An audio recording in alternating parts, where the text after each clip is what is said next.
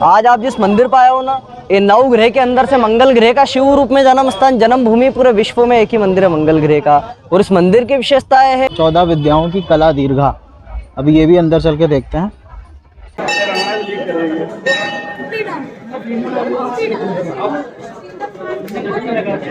Hello all, good morning, welcome back to our channel Sanatanu blogs. तो आज हमारा last day Ujjain में, और कल हमने काफ़ी जगह घूम ली, ओमकारेश्वर देख लिया, ममलेश्वर देख लिया। आई होप उसके व्लॉग्स आपको बहुत अच्छे लगे होंगे। तो सुबह सुबह आज हमने भस्म आरती के भी दर्शन कर लिए जुगाड़ से, उसका भी डिटेल में हमने सब कुछ डाल दिया है, वो भी हम इस ब्लॉग से पहले ही पब्लिश करेंगे, तो आई होप आपने वो भी देखा होगा। तो आज बारी है लोकल उज्जैन घूमने की। तो हमने ये टाटा मैजिक करी है जिसमें हम सारे लोग बैठ चुके हैं। तो टोटल काफ़ी जद्दोजहद के बाद 800 रुपये में ये तय हुआ है, जिसमें ये 5-6 जगह घुमाएंगे, और जो जो जगह घुमाएंगे हम जाके वहाँ पे आपको बताते रहेंगे। सबसे पहले हम जा रहे हैं संदीपनी आश्रम, जो कि भगवान श्री कृष्ण का एक तरह से कहा जाए गुरुकुल था। वहीं पे उन्होंने शिक्षा प्राप्त करी थी, तो उसके बारे में डिटेल में वहाँ चल के बताएंगे। तो अंत तक बने रहिए इस ब्लॉग में, जिससे कि आपको उज्जैन की सारी जगहों का पता चल जाएगा कि कहाँ कहाँ मेन जगह घूमने वाली और उनका क्या महत्व है। तो चलिए अब अपनी जर्नी को हम शुरू करते हैं इस भीड़ भड़के वाले इलाके में। तो चलिए बोलो श्री महाकाल की जय जय।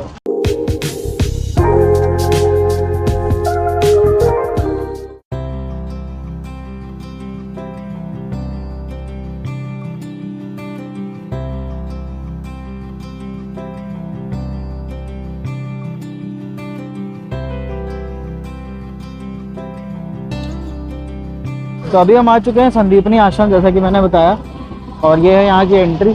और यहाँ पे हमारी खटखट को, यहाँ पे हमारी गाड़ी रुकी हुई है, जहाँ पे विक्की रुका हुआ है अपने सामान टांगने के लिए। काफ़ी रिक्वेस्ट करने के बाद भी वो नहीं आ रहा है। तो ये है फिलहाल ऋषि संदीपनी का आश्रम, जो कि आपको पता होगा द्वापर युग में भगवान श्री कृष्ण की पाठशाला थी, और संदीपनी महाराज उनके गुरु जी थे। तो इस आश्रम में क्या क्या चीज़ें हैं, काफ़ी अच्छी चीज़ें हैं जो मैंने देखी हैं, सुनी है। ये हमारा निःशुल्क जूता स्टैंड, घुसते ही लेफ्ट में। तो काफ़ी हरियाली मेंटेन करी हुई है, जैसे कि आश्रमों में रहती है। तो घुसते ही सबसे पहले राइट हैंड पे पड़ता है श्री कुंडेश्वर महादेव मंदिर, और जैसा कि आप देख सकते हैं कि मुख्य मंदिर भगवान श्री कृष्ण की पाठशाला का ये है कुंडेश्वर भगवान का मंदिर। तो इस पाठशाला के अंदर किसी भी तरह की फ़ोटोग्राफी या फ़ोटो खींचना मना था, तो वहाँ पे अलाउड नहीं था, तो मैं नहीं गया अंदर। बाकी हालांकि इसमें भगवान आचार्य श्री संदीपनी जी की मूर्ति एक रखी हुई है, और उसी की एक परिक्रमा करके हम आ गए। तो यहाँ पर लोकल सच में मंदिरों में बहुत ही लूट मचा रखी है। तो इस मंदिर में अंदर अगर भगवान शिवलिंग आपको छूना है और पैर छूने भी हैं, तो उसके लिए भी अंदर जाने का चार्ज है 50 रुपये। तो ये देखिए इस तरह की है यहाँ पे धांधली। तो ये है 84 महादेव जी।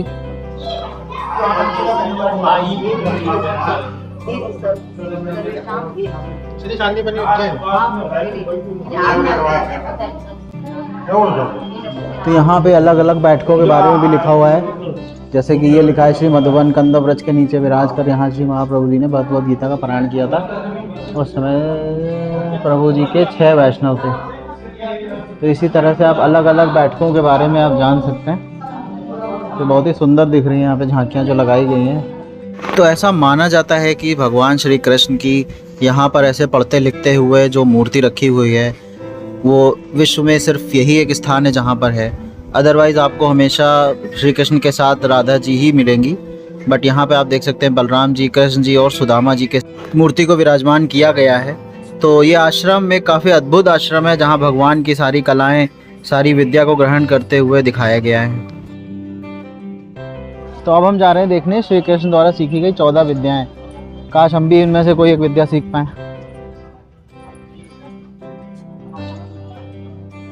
14 विद्याओं की कला दीर्घा। तो ये जो एक म्यूजियम जैसा आपको दिख रहा है, ये है समष्टि 14 विद्याओं की कला दीर्घा। यहीं पे 14 कलाएं दिखाई गई हैं भगवान की।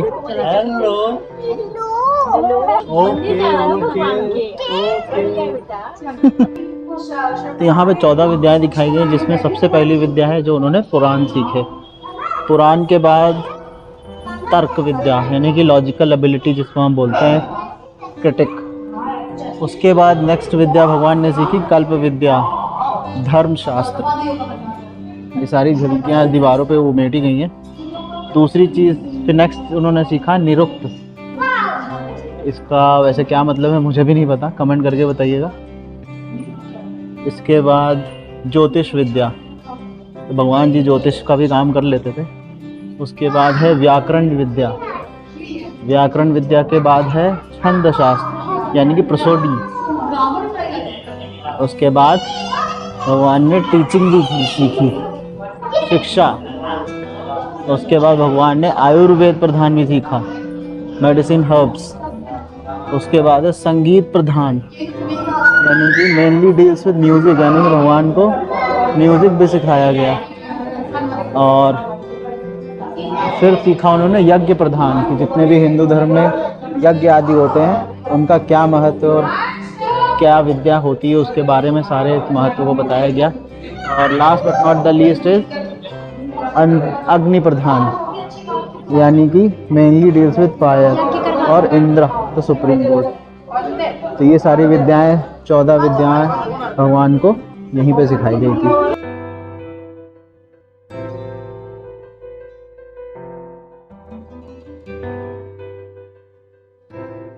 तो अभी हम पहुंच चुके हैं मंगलनाथ मंदिर। यहाँ पे जो मंगली लड़के लड़की वगैरह होते हैं उन लोगों की पूजा होती है, वो करवाते हैं, अपना मंगल दोष शांत करवाते हैं। विश्व का इकलौता मंगलनाथ का मंदिर है।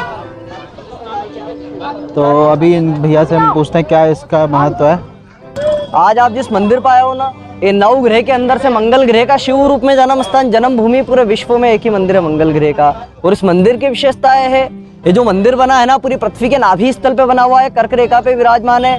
कर्क रेखा यहाँ से निकली है, यहाँ से महाकाल, महाकाल से सोमनाथ। ये मेष और वृश्चिक राशि के स्वामी है, वो नवग्रह के सेनापति है। और आप उज्जैन नगरी में कभी भी दर्शन के लिए आते हो तो केवल 3 मंदिर मेन होते हैं जहाँ अपना विशेष प्रसाद चढ़ता है, जिसमें पहला महाकालेश्वर आता है, दूसरा महाकाल के सेनापति काल भैरव को शराब चढ़ाते हैं मदिरा।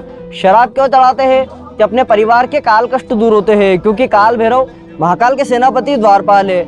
वहां पर शराब चढ़ाते हैं ना तो अपने महाकाल के दर्शन लगते हैं। और ये नवग्रह के सेनापति है। यहाँ पर 5 प्रकार का दान चढ़ाते हैं, और यहाँ पर दान चढ़ाने मात्र से अपने और अपने परिवार के अंदर 21 परेशानियों का निवारण होता है, क्योंकि 21 विभाग के अधिपति अपने राशियों के, इसलिए 21 परेशानियों में परिवार के अंदर किसी को शादी ब्याह में रुकावट आना, जैसे बार बार रिश्ता बनना टूटना, नौकरी पढ़ाई में दिक्कत आना, इंसान की शादी ब्याह होने के बाद में घर में गृह कलश होना, पति पत्नी की ना बनना, छोटी छोटी बात पे लड़ाई झगड़े होना, इंसान के ऊपर ऋण चढ़ना, ऋण नहीं कट जा, अपने शरीर में जो ब्लड का संचार होता है मंगल के द्वारा होता है, भूमि संबंधित कोई कार्य रुका होना, क्योंकि महामंगल भूमि पुत्र है, कोर्ट कचहरी संबंधित, व्यापार संबंधित, ऐसे 21 परेशानियों का निवारण होता है। और ये पंचदान रहता है जो कि अपना नाम अपना गोत्र बोल के चढ़ाते हैं। नाम बोलोगे आप ही का लगेगा, गोत्र बोलोगे परिवार का लगेगा, क्योंकि अपने हिंदू धर्म में गोत्र का बहुत महत्व होता है। गोत्र पीढ़ी बाई पीढ़ी चलता है। और ये दार्शनिक प्रसाद है, ना तो किसी दोस्त के लिए चढ़ाते हैं ना कोई पूजा के लिए। ये प्रसाद केवल अपने परिवार के मंगलकारी, बच्चों की रोग पीड़ा के निवारण के लिए यहाँ पे दान चढ़ाते हैं। परिवार का दान है 150-150 रुपए का आता, पूरा श्रृंगार है, जिसमें आप आए, आपके परिवार के छोटे बड़े नहीं आ पाए उनका भी लगता है, जो कि आपका नाम बोलना, गोत्र बोलना और जो भी आपकी मनोकामना है बोल के मंदिर में चढ़ा देना। ये लीजिए। थैंक यू भैया। कोई बात। तो ये है मंदिर का प्रवेश मार्ग, यहाँ से अंदर चलते हैं। यहाँ पे पूजा हो रही है। तो इस जगह पे अलग अलग आप देख सकते हैं मंगल दोष वगैरह की जो पूजा होती है वो यहाँ पे है। और जो मुख्य प्रसाद चढ़ता है वो है, उसका रास्ता ऊपर से जाता है। तो अभी हम ऊपर चलते हैं भगवान मंगल के दर्शन करने के लिए।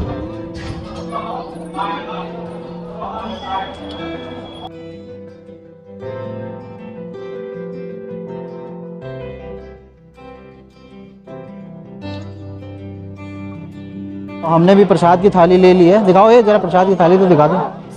तो ये 150 रुपए की थाली मिली है, इसमें नारियल है, माला है, काफ़ी चीज़ें हैं, फूल वगैरह। तो ये सूखा नारियल है।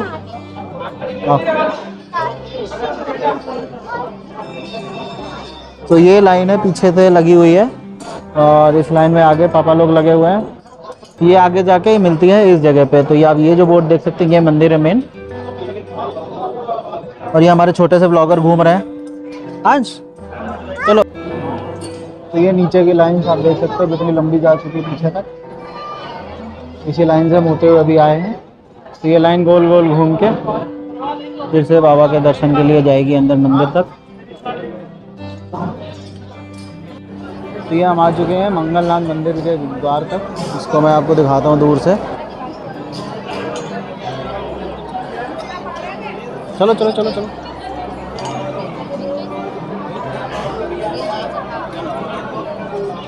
ये है मंगलनाथ भगवान जी का मंदिर, उसके दर्शन कर लीजिए आप। तो मंगलनाथ भगवान मंदिर ऐसा मंदिर है जहाँ पर अपनी अपनी मान्यताओं के अनुसार और अपनी अपनी मन्नतों के अनुसार आप पूजा अर्चना वगैरह सब कर सकते हैं। यहाँ पे काफ़ी पंडित जी अवेलेबल रहते हैं, तो हर हिंदू मंदिर की तरह यहाँ पर भी आप अपने मनचाहे तरीके से और अपनी मनोकामनाओं को पूरा करने के लिए आप मंदिर में दर्शन और पूजा आरती कर सकते हैं। जैसे भगवान मंगल जहाँ पे हो और वहाँ भगवान बजरंगबली ना हो, ऐसा हो नहीं सकता। तो ये है मंगल भगवान का मंदिर, ये रहा। इसके जस्ट पीछे भगवान श्री हनुमान जी का भी मंदिर है। तो आप दर्शन करिए हमारे साथ मंगल के, और सबका मंगल करे, यही मनोकामना हमने मानी है। यूँ तो भारतवर्ष में कई सारे मंगल भगवान के मंदिर हैं, लेकिन इस मंदिर में पूजा अर्चना की अपनी एक विशेष महत्व है। कहा जाता है कि जितना भारी से भारी दोष हो कुंडली में, वो इस मंदिर में पूजा अर्चना के बाद ख़त्म हो जाता है। तो मंगल भगवान के मंदिर में यहाँ पे पृथ्वी माता का भी मंदिर है, जिनको कहा जाता है कि ये मंगल भगवान की माँ है। तो यदि आपको भी आकर यहाँ पर पूजा अर्चना वगैरह करनी हो, तो हमने जिन भैया से नंबर लिया था, हम इसको भी दिखा रहे हैं यहाँ पे, तो आप भी आकर यहाँ पे पूजा कर सकते हैं। Mobile number 9691488277। तो अगर पूजा वगैरह करानी हो तो आपसे कांटेक्ट करें, हो जाएगा? बिल्कुल हो जाएगा ना भैया, है ना, पहले से बुक कर। जी जी बिल्कुल करवा सकते हैं। तो फिलहाल हमारे 2 डेस्टिनेशन पूरे हो चुके हैं, जैसा कि हमने दिखाया आपको संदीपनी आश्रम, और ये हमारे पीछे है मंगलनाथ महादेव का मंदिर। तो ये दोनों जगह हमने कवर कर ली हैं, और इन दोनों को कवर करने में हमें लगा लगभग 1 घंटे 15 से 20 मिनट। तो ज़्यादा भीड़ नहीं है फिलहाल इन मंदिरों में, लेकिन ऐसा सुनने में आ रहा है कि काल भैरव के मंदिर में काफ़ी ज़्यादा भीड़ है, तो वहाँ मोस्ट ऑफ द टाइम हमें लगेगा। तो और हमारी फटफटिया भी तैयार है अब, ये गाड़ी। तो चलिए अब हम चलते हैं अपनी नेक्स्ट डेस्टिनेशन की तरफ। तो हमारा नेक्स्ट डेस्टिनेशन है भैरव मंदिर। ऐसा माना जाता है कि अगर आप उज्जैन आए और महाकाल के दर्शन किए और आपने अगर भैरव मंदिर के दर्शन नहीं किए, तो आपके दर्शन अधूरे ही माने जाएंगे। तो मंगलनाथ मंदिर से भैरवनाथ मंदिर की दूरी केवल 1 से 1.5 किलोमीटर है, जो आराम से 15 से 20 मिनट में पूरी की जा सकती है। और जैसा कि आप देख सकते हैं कि उस दिन रविवार होने की वजह से सबसे ज़्यादा भीड़ होती है उस मंदिर में। तो ये सारे मन्नत के धागे जो बैरिकेटिंग लगा रखी है वहाँ पे लोगों ने बांधे हुए हैं। भैरवनाथ मंदिर की ये विशेषता है कि यहाँ पर जैसा कि आप देख सकते हो कि शराब सबसे ज़्यादा चढ़ने वाला प्रसाद है, इसीलिए हमने भी भगवान की फेवरेट चीज़ का ही भोग लगाया। जिस तरह महाकाल में सोमवार को दर्शन का महत्व है, उसी तरह से रविवार को काल भैरव का भी दर्शन का महत्व माना जाता है। तो आप देख सकते हैं मेरे पीछे कितनी ज़्यादा भीड़ थी संडे होने की वजह से। तो हमने भी काफ़ी भीड़ में और काफ़ी गर्मी में लग के लाइन बाबा काल भैरव के दर्शन किए। तो चलिए आप भी उठाइए इन दर्शनों के लाभ।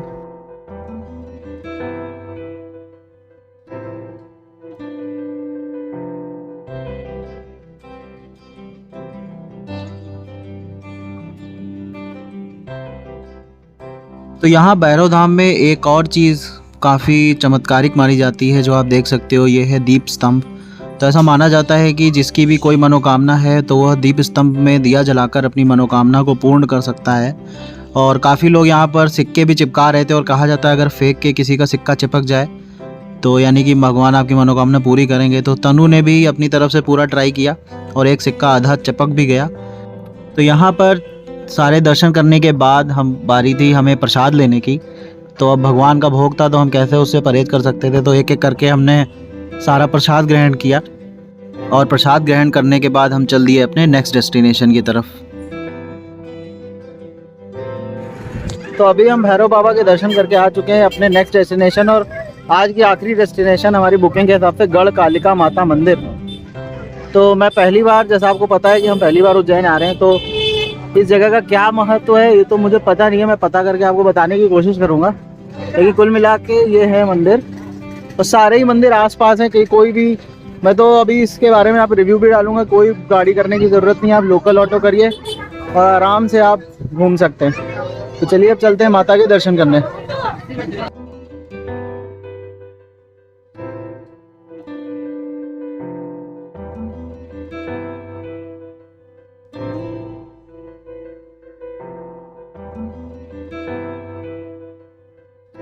तो जैसा कि हमने बताया कि ये हमारा आज आखिरी दिन था उज्जैन में, तो हमने लोकल टूर किया और गर्मी काफ़ी थी यहाँ पे, जिसकी वजह से जगह जगह पे हमने सोडा कोल्ड ड्रिंक वगैरह पीते चल रहे थे अपने आप को हाइड्रेट रखने के लिए। तो चलिए, अब ये उज्जैन टूर का जैसा कि मैंने बताया आखिरी दिन था, तो हमने इसके बाद अपने बस स्टेशन की तरफ चले गए जहाँ से हमें अपने कानपुर जाने के लिए शताब्दी की बस पकड़नी थी। तो अभी बज रहा है शाम का करीब 6 और हम आ चुके हैं अपनी बोर्डिंग पॉइंट पे, जो कि ये जो बस दिख रही है आपको, ये है समय शताब्दी ट्रैवल की बस का सेंटर। तो यहीं पे हमारी बस लगेगी अभी आधे घंटे में और अब हम सीधा कानपुर के लिए बस पकड़ रहे हैं। हालांकि मैं ये कहूँगा कि ट्रेन का सफ़र अपनी जगह है, बट ये जो बस आप देख रहे हो ये काफ़ी लग्जीरियस बस थी शताब्दी की तरफ से, फुली एसी बस थी और कोई भी प्रॉब्लम नहीं हुई, हमें पता भी नहीं चला कब सुबह कानपुर आ गया। तो बीच में यह एक जगह रुकी थी बस जहाँ पे हमने डिनर किया और एज़ यूजुअल जैसा कि आप देख सकते हो कि मेरे को और तनु को बहुत भूख लगती है, तो नूडल्स करे मैंने ऑर्डर, लेकिन आधे से ज़्यादा तनु लपेट गई। और फिर उसके बाद तनु की सब्ज़ी रोटी ये सब चीज़ें आई तो हमने काफ़ी इन्जॉय किया। ढाबे के हिसाब से खाना बहुत अच्छा था, टेस्टी भी था और हमने थोड़ा सा पैक करा लिया रास्ते के लिए। तो इस तरह से हमारी उज्जैन की पूरी सीरीज़ कंप्लीट हुई। आपको होप अच्छा लगा होगा और मैं फिर से माफ़ी मांगना चाहूँगा इस लास्ट वीडियो को देरी से अपलोड होने की वजह से। तो चलिए, अब मिलते हैं आपसे नेक्स्ट व्लॉग में। आप प्लीज़ इस वीडियो को लाइक कीजिए, शेयर कीजिए ज़्यादा से ज़्यादा और अपने कमेंट के थ्रू हमें प्यार बरसाते रहिए। चलिए, आपसे मिलते हैं नेक्स्ट वीडियो में, तब तक के लिए बाय।